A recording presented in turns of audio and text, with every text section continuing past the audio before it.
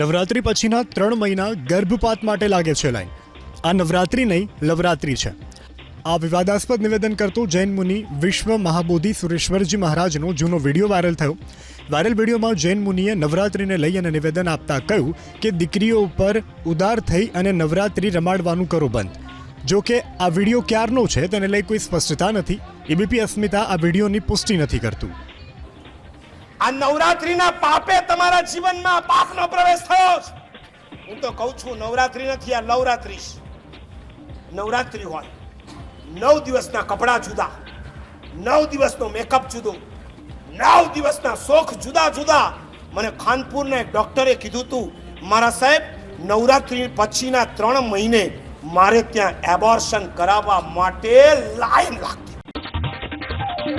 નવરાત્રી પછીના 3 મહિના ગર્ભપાત માટે લાગે છે લાઈન। આ નવરાત્રી નહીં, લવરાત્રી છે। આ વિવાદાસ્પદ નિવેદન કરતો જૈન મુનિ વિશ્વ મહાબોધિ સુરેશ્વરજી મહારાજનો જૂનો વિડીયો વાયરલ થયો। વાયરલ વિડીયોમાં જૈન મુનિએ નવરાત્રીને લઈ અને નિવેદન આપતા કહ્યું કે દીકરીઓ ઉપર ઉદાર થઈ અને નવરાત્રી રમાડવાનું કરો બંધ।